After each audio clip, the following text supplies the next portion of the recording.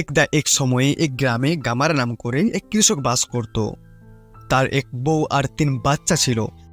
চাষ করে যত টাকা আসতো তার তা দিয়ে সংসার চলতো না, যে কারণে সে সবসময় দুঃখী থাকতো। অনেক ভাবার পর মাথায় একটা বুদ্ধি আসলো, সে হাঁস কিনে ডিম থেকে ডিম বেচে আয় করবে।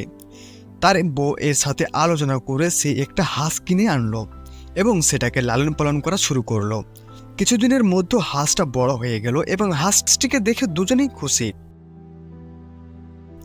কৃষকের বউ ভাবতে থাকে হাঁসটি কখন ডিম দেবে। কিছুদিনের মধ্যে হাঁসটি প্রথম ডিম পারল। ডিমটিকে দেখে কৃষক আর কৃষকের বউ আশ্চর্য হয়ে গেল, কারণ ওটা সাধারণ ডিম ছিল না, সোনার ডিম ছিল। ডিমটিকে দেখে তারা দুজনেই খুশিতে মাতোয়ারা হয়ে যায় এবং খুশিতে পাগল হয়ে যায়, আর তারা নাচতে শুরু করে।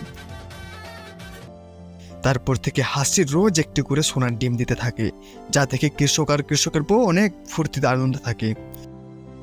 কৃষক সেই ডিমগুলি বেচে অনেক টাকা আয় করতে থাকে, তাদের সকল সমস্যার সমাধান হয়ে যায় এবং দুজনেই সুখে থাকা শুরু করে।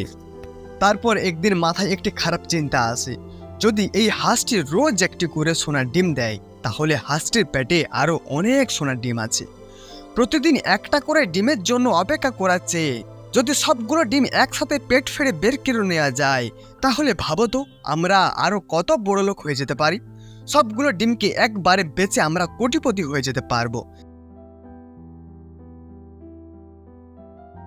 তারপর স্বামী স্ত্রী খুশিতে হাঁসটিকে মেরে ফেললো, তার পেট ছেড়ে ফেললো এবং দেখতে পেল হাঁসটির পেটে একটা সোনার ডিমও ছিল না।